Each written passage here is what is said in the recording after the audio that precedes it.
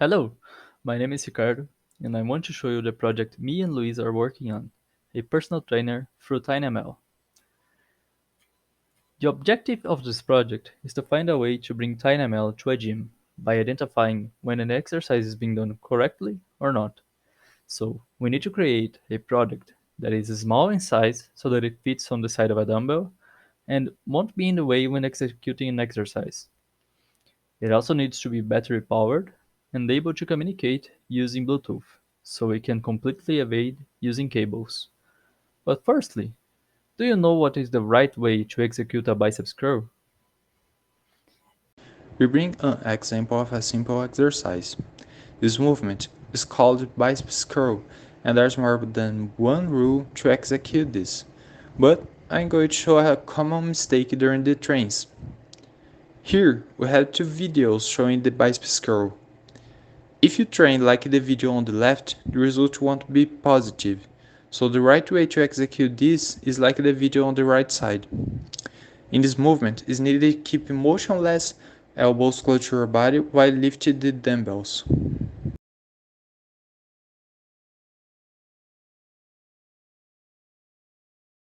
To do the task we set to resolve, the City Studio development board was chosen since it fits in all the requirements of the project.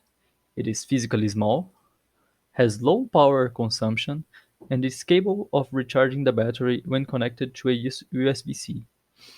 Has built-in accelerometer and gyroscope, a Bluetooth 5.0 antenna, and a microcontroller that can handle TinyML models.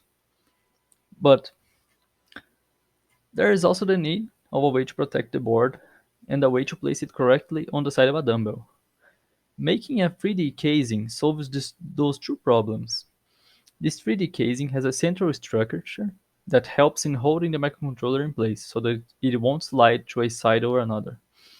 It also has a battery compartment in the area below that can be closed by a lid, and the whole casing is held in place by screws so that it becomes mechanically robust. This way, it is possible to bring the microcontroller inside a gym while having it protected from external factors and providing a way for it to work without cables.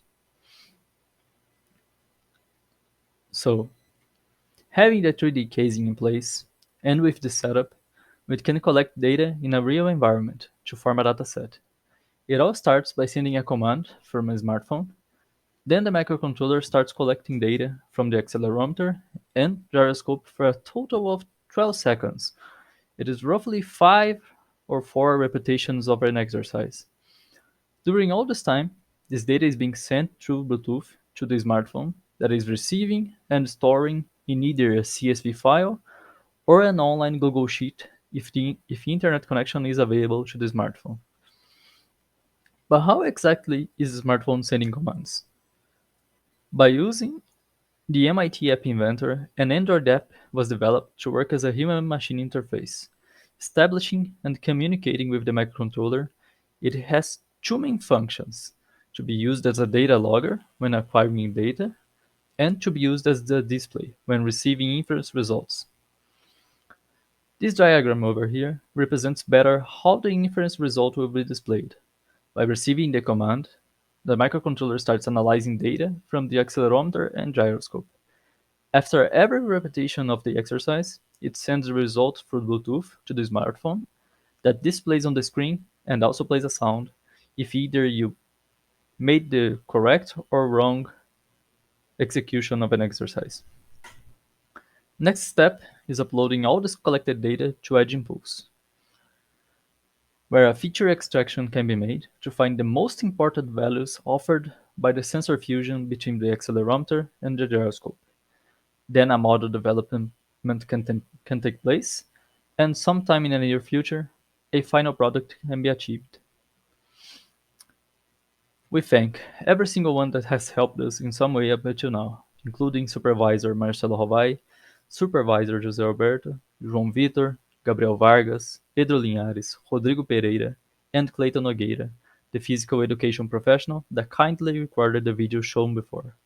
We also thank Seed Studio for providing us the microcontroller used in this project, and CNPq for sponsoring our ideas. If you have any questions, please ask them and I will be pleased to answer.